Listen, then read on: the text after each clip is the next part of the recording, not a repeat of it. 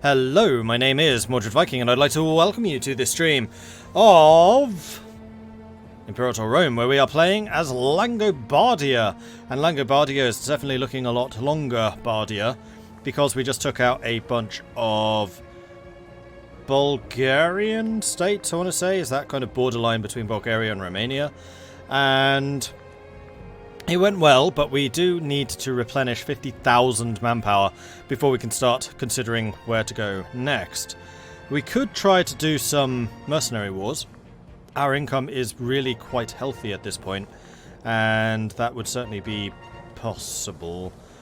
Varinia seems to be under attack by Frisia. That's actually quite a few people fighting you.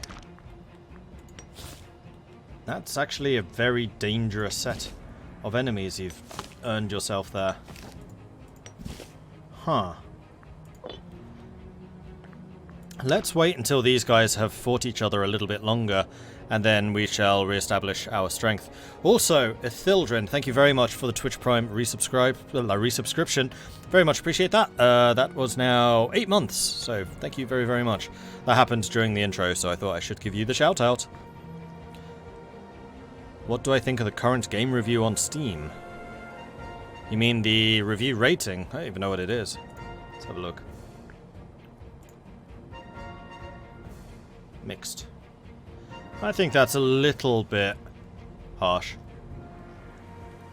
I think I would call Imperator positive.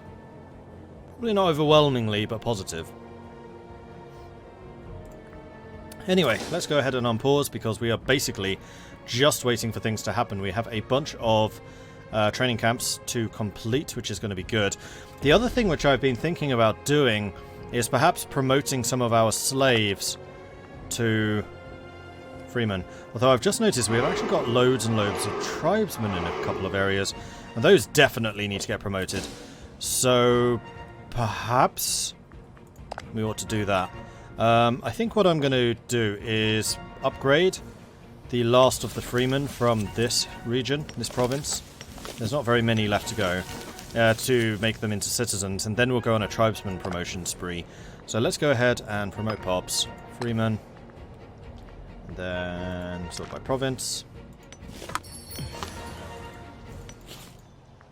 No, really, sort by province, thank you. And then that's all I can afford. Alright, you want trade route? I accept trade route. Unfulfilled promises. It's because I never promised anything. Stop saying they're unfulfilled promises when nothing was actually promised. It's not a promise if nothing was in fact promised. Alright, so we do need to make sure that our road construction continues to go. Yours is still undergoing. Yours, however, has just finished. How far in do we want to go? I think we probably do want to connect all the way to Sidonia. So let's continue you going, especially through the hills, where I believe that movement will be slowed. Having this highway through here is going to be really quite nice. Marcolian troops mobilized. The head of the Marcolian family, Theodor Marcolus, utterly fed up by his position, started mobilizing forces in the city of Valitum. General of the 5th War Host. 0 loyalty. Oh, great. It's going to be using up my manpower again. 4 heavies, 2 chariots, 8 lights, and 8 light cavalry, 3 light infantry. So long as you stay there and don't move, you're not going to be using up my manpower, so fine. Whatevs.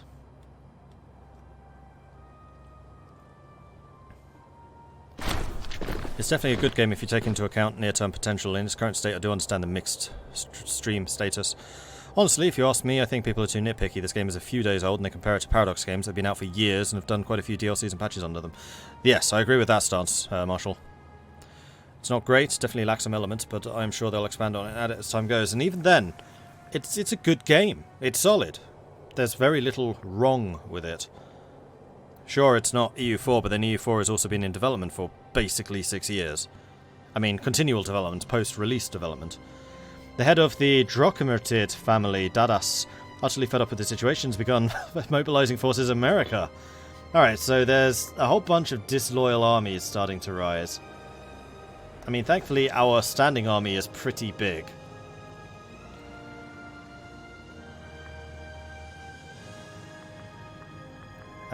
And that's these two. So we still have Ruboroscus, who could still do that as well.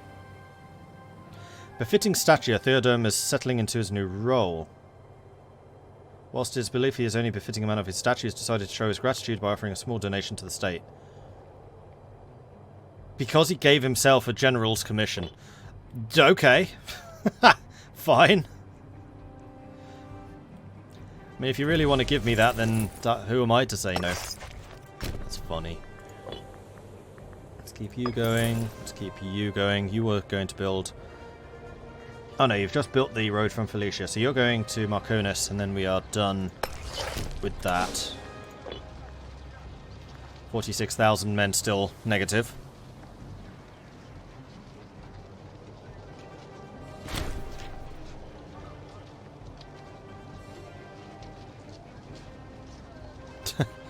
It's a game centered around Rome, but not an aqueduct in sight. 0 out of 10 would not recommend. Harsh. Marshal 11. That was a quick Marshal increase. Now we've got Logistics Division, which is supply limit plus 10%. Yes, please. Fort Maintenance minus 10%. I mean, the maintenance costs have not been a particularly big problem for us. Cool. But I definitely want that supply limit bonus. That would be very, very nice.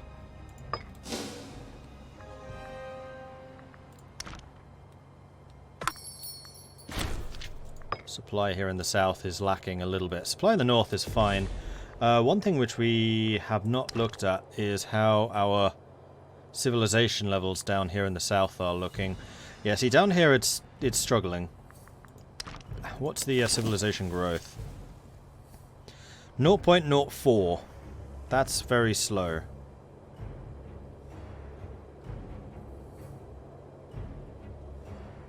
And I'm mostly getting it from the state religion and the fact that we're at peace.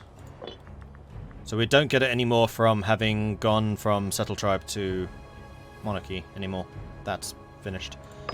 You want to sell or buy some more stuff? Very well, I shall sell you that stuff. You two are just going to be using up all of my supply, aren't you? All of my manpower. It's taking me such a long time to produce. Dardania has cancelled their military access. Oh, speaking of military access, I can probably cancel it with these guys. That was you, and you. Yes. There we are. Thank you. Much obliged.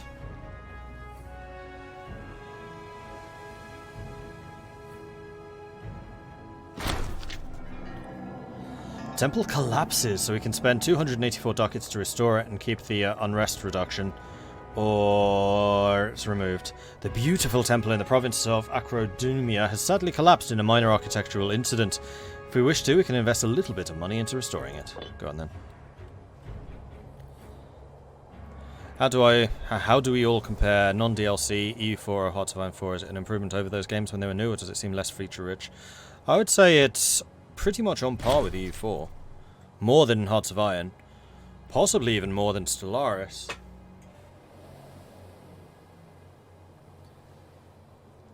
Although EU4 was pretty complete when it first released. I mean, there were one or two niggling issues. Like I've said before, I hold EU4 as kind of the high bar standard. I don't think it was quite as good as EU4 when this released, because the EU4's UI was in much better position. But then again, EU4 is itself an iteration on Europa Universalis 1, 2, and 3. And considering this is a brand new IP, sure, it borrows a lot from Europa Rome, Rome Universalis, whatever the hell it was called. It is not itself an iteration, I don't think. Religious has gone up. Ratian Revolt's giving me money. Another invention. What else is available? Tech speed plus 5. Unrest minus 1. Ruler popularity gain. Okay, there's a lot of stuff here I want. We're definitely going to have to get the shorthand writing, however, for the text speed, because that increases the text speed of everything. Known as stenography, the practice of summarizing texts would otherwise take up a great deal of time and space, originated in Greece. It spread quickly as a means of taking down important speeches or ideas at a rapid pace. Really wish we had a better source of civic power. So what's required? What else can I do from here? I can go plutocratic, monarchy, aristocratic monarchy, I guess, or stratocratic monarchy, or theocratic monarchy. So we are like the bottom tier of monarchy. Autocratic monarchy. And I think that these are basically upgrades. So plutocratic monarchy is civic ideas and religious ideas. Also increases the amount of province trade routes and commerce income. Aristocratic increases or decreases. Don't know what that first icon is. I mean, this is one place where just telling me what these things are would be really helpful. Plus 10% citizen happiness, 1 military, 2 oratory. Stratocratic monarchy is plus 0.02 something. Plus 10% freeman output, I think. Yeah, the little smiley face is happiness. The box is output. And then the theocratic monarchy is 15% extra omen power, 25% cost, and it's 1 oratory and 2 religious. First one is tyranny. Ah. Yes, it is. You're right, it's that icon. And then what's that one? Legitimacy, maybe? No, that's legitimacy. The hand with a circle. Hand with a circle. Loyalty? I mean, there's a hand, so yeah, it probably is loyalty increase.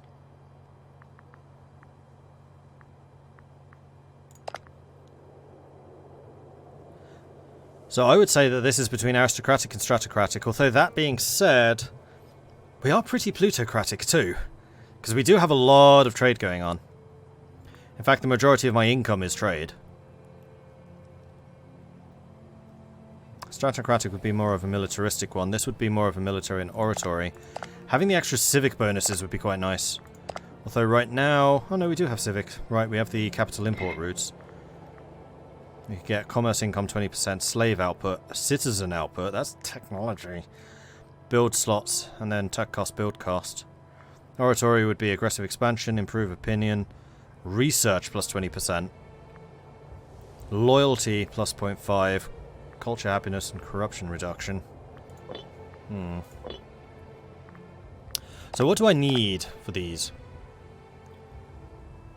We need to have enacted infrastructure policy. And have transaction tax and public notaries.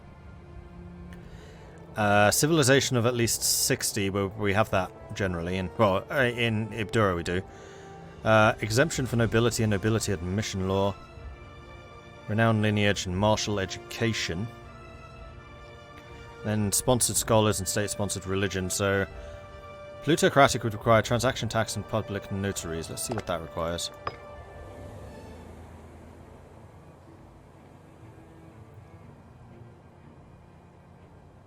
Transaction tax is here. So that's from freeman happiness to commerce income, but freemen are less happy. And public notaries... Oh, is it one or the other? One of the following must be true. So we also need to have infrastructure policy.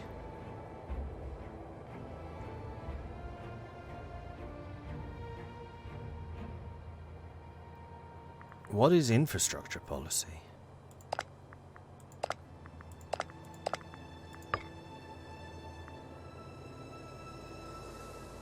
Here it is. Build cost plus 20%, population growth plus 0.02. See, that one's not too bad. We would lose out on 5% national tax, but tax is not what we use. It would increase the build cost, but we have a lot of money anyway, and then the extra population growth would be quite nice. I'm kind of leaning towards the plutocratic monarchy here. Then we either need the transaction tax or the public notaries.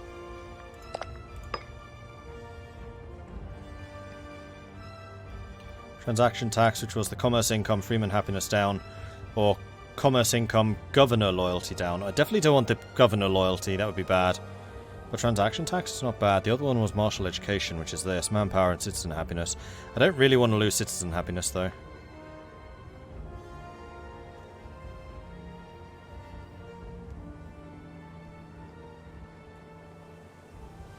I gotta say though, I did not expect blobbing as Rome would be any fun given how easy mode Rome is, but it still feels kind of great steering such a juggernaut.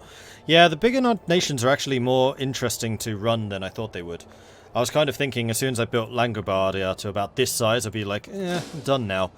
But I'm still really enjoying this. Like, there's still stuff to do, stuff to improve, stuff to grow.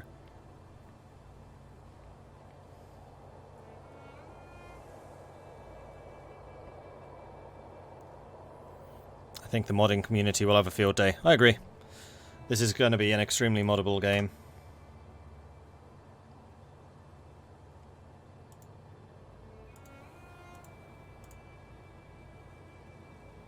Okay, it's working again. My preview stopped working for some reason. And score-wise, we are running away with it at this point. Though South Tonaidu still absolutely bossing it even over Rome. These blue guys down here. They're doing pretty well. Are they going to be a legit rival to Moria, though? 2,400 pop versus 10,000 population. No. Though Macedon's got almost 5,000. Macedon's half the size of Moria now. Barbarians? In my empire? Where are me horses? There's me horses.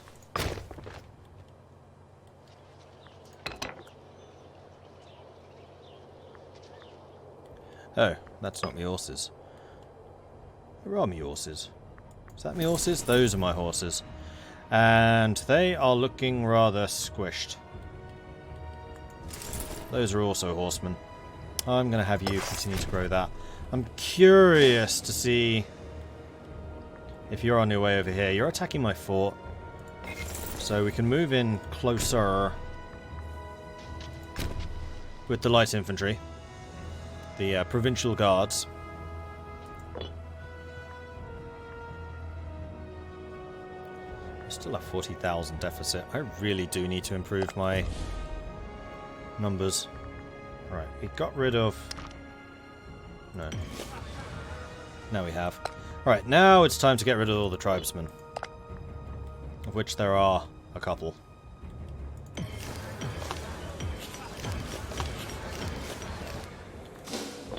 Ongoing process, I think. And yes, it looks like my two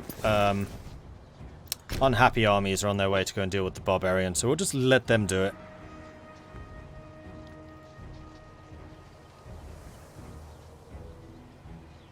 Don't forget, Mordred, we still need to take over Rome to show that we care. I know.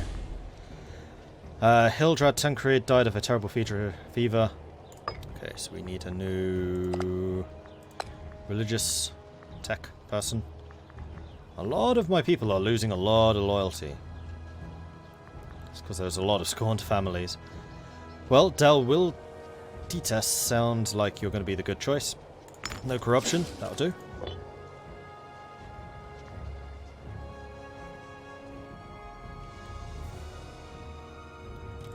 Verinia, have you finished your war? Verinia has indeed finished their war.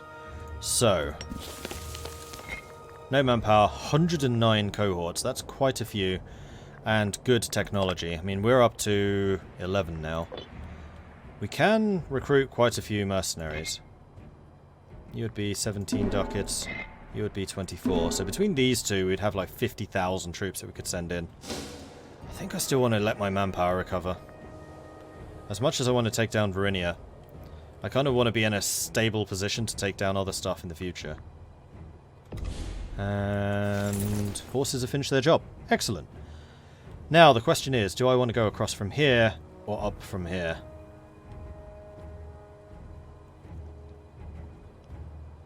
I mean, you could basically do this in 5 provinces. 1, 2, 3, 4, 5. Or from here, 1, 2, 3, 4, 5, 6, 7, 8, 9. That's way too far. So we're going to move over to here and then just go straight across. Maybe to Burguntia, because then we can fortify either of those forts. I think that's probably a better idea. Unfortunately, when these guys lose troops, I'll have to replenish that manpower too. Barbarians are just not a threat anymore.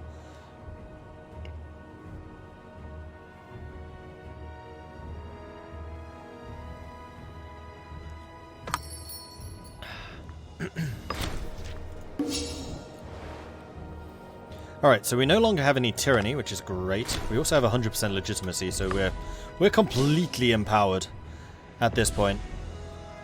Mukatra is looking rather disloyal. And that would be you. You're extremely loyal. You're pretty loyal. I think I'm going to need to bribe you. Just to keep you on side. Make you remember who the boss here is. And Ukroma is 16. Level 9 Orator. So, the Geraldus family are excellent orators. They're really good at talking BS. Guileless, plain-speaking, and forgiving. What was I just saying about being a good talker? Plain-speaking gives you +3 Diplo rep. Nice. Unfortunately, we have a -3 to finesse. We have a 0 to start with. The statue of Hildolek Herodus. The people of Turkilingia have raised a large statue of our esteemed ruler Hildolek Herodus. Though the statue is lacking in certain important areas, it could not be taken well if we were to rip it down. If we leave the statue up, let us hope it does not get too well known, as it could be somewhat of an insult to the monarch. Grateful for the honour to the nation, we lose some popularity, but we have less unrest. We gain unrest. It's only local, though. One province. Tear it down. Looks nothing like me. Now you two are sitting on the same province, just asking for attrition problems. The Phrygian Civil War has ended. Congratulations. Phrygia is looking a little bit divided. There's 1, 2, 3, 4, 5, 6, 7, 8, 9, 10, 11, 12, 13, 14, 15 Phrygias, I think. That just looks nasty. And Macedon's now expanding into Anatolia too. Is there a reason not to just let the barbarians siege down one province and settle there? Because they don't just settle there. They move on and keep raising. Raising a host. The army of Theodora Marcolis is one of the finest in our... No, it really isn't. It's one of the worst.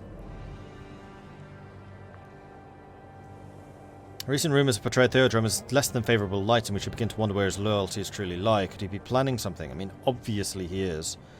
So he could get 2 more heavy infantry archers, 2 more light infantry, and I have to pay for it. I am not going to pay for this. We don't deal in demands. He loses 40 of his non-existing loyalty, or he gets a bunch of light infantry, but he has to equip them himself. No! The 0 loyalty general is going to stay at 0 loyalty.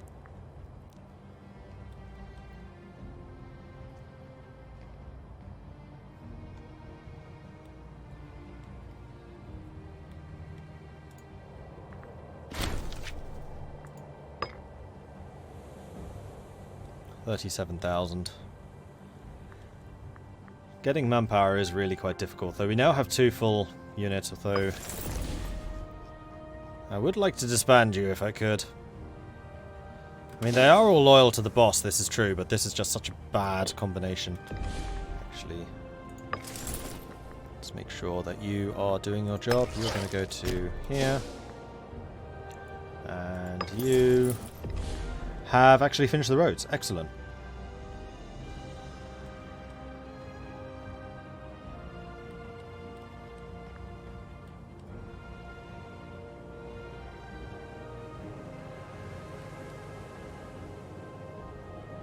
I'm getting a road out to here, which is that main bit being covered. I would quite like to have a road out here, but actually not that necessary, seeing as the only thing out there is this barbarian camp. And it is already being covered by toll. Although, actually what we could do is a road to toll. Let's do that. Let's get a road to toll so we can react very quickly to any incursions over here. And then I think we're done. There are a couple of barbarians here, but that's guarded. And we could potentially do the road out to Kier. Not really worth it though, I don't think. New invention. Anything civic which I want to grab before it disappears? No. I think I would like that supply limit increase. The Logistics Division. Our flourishing army requires a dedicated supply and logistics division to ensure that we always maintain peak efficiency.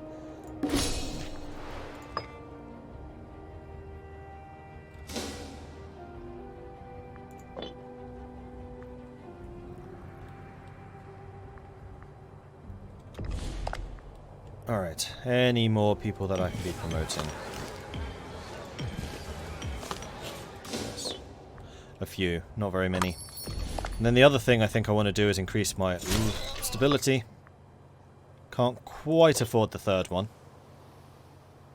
And stability at this level is increasing the amount of research we get, it's increasing the popularity, legitimacy, and tax rate. Which is just making me even more cash.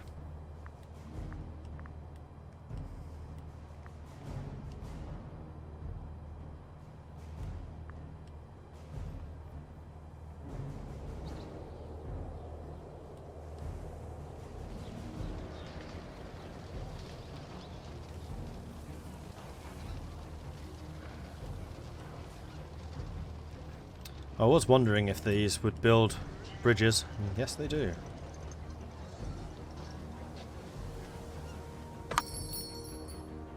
It's kind of cool just looking at how the roads are done. They do travel to the city and then out again. With the dynamic system, it's pretty nice. Better than the most recent version of Civilization, that's for sure. Which seemed to have completely messed up the road systems. Alright, so we got another tech group, which was Civic. Cultural assimilation, administration even, reduces assimilation cost. Wrong culture happiness, and research points plus 10%. So we're going to want the Father of Geometry. However, we are going to wait. Need to wait a little bit of time for that. What is my current civic power? Great, my son's going to have even worse civics. Absolutely awful at that.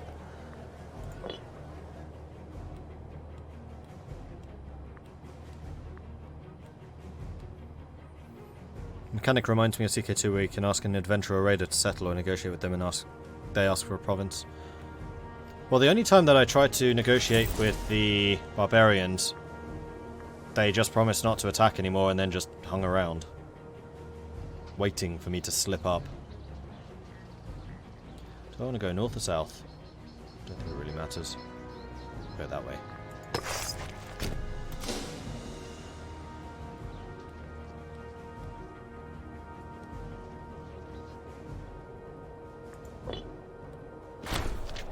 A question of competence.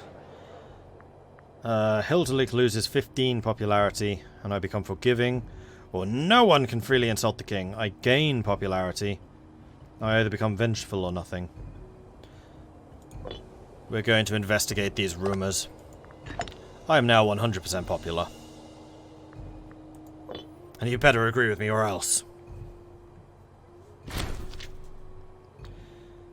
Thrace no longer has military access. I've actually got a border with Thrace now, so we could theoretically go after them. And it might well be in our interest to do so, because that would stop Macedon going after them. Although if we did that, then we would ourselves have a border with Macedon.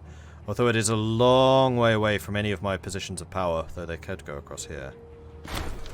Slanderer spills all. The traitorous snake who attempted to demean the name of Hildelic Oldest has been identified as none other than Valio Ludutis, who quickly confessed his crimes. How should we deal with this vagabond? Forget him. His reputation is ruined. Pardon him. He's learned his lesson. Execution serves his crimes. Or perhaps he can be won over.